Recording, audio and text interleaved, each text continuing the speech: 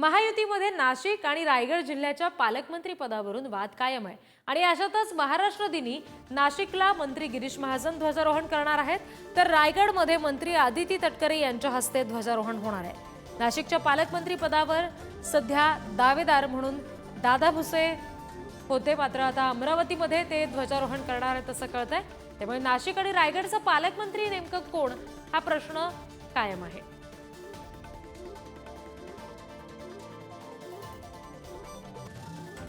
नाशिक आणि रायगड जिल्ह्याच्या पालकमंत्री पदाचा वाद अजूनही कायम आहे। अशातच आता आदिती तटकरे रायगडमध्ये तर गिरीश महाजन नाशिकमध्ये 1 मे अर्थात महाराष्ट्र दिनी ध्वजारोहण करतील असं समजतंय।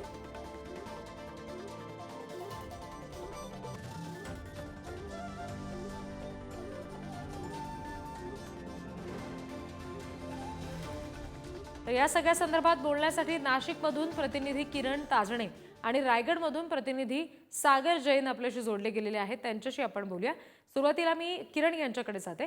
किरण, नाशिकच्या पालकमंत्री पदाचा सुद्धा वाद कायम आहे, मात्र गिरीश महाजन ध्वजारोहण करतील असं समजतंय। काय नेमकं या सगळ्या संदर्भात आता इतरांच्या समर्थकांमध्ये नाराजी सुद्धा दिसण्याची शक्यता आहे?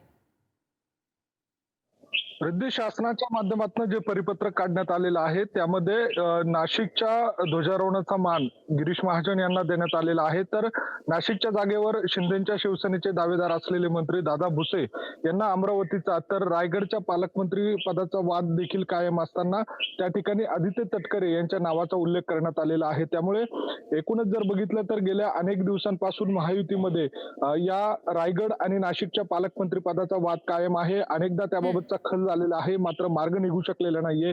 आणि असं सगळं असताना नाशिकमध्ये गिरीश महाजन आणि दादा भुसे यांच्यामध्ये रस्सीखेच सुरू असताना आता जो ध्वजारोहणाचा महाराष्ट्र दिनाच्या निमित्तानं जो मान आहे तो गिरीश महाजन यांना देण्यात आलेला आहे। मागील काळामध्ये देखील ज्या वेळेला गिरीश महाजन यांच्या नावावर शिक्कामोर्तब झालेला होता, नाशिकच्या पालकमंत्रीपदी त्यांची वर्णी लागलेली होती आणि काही तासांमध्येच या निर्णयाला स्थगिती देण्यात आली होती। त्यानंतरचा जो 26 जानेवारीचा प्रजासत्ताक दिन आहे त्याचा मान देखील गिरीश महाजन यांनाच मिळालेला होता।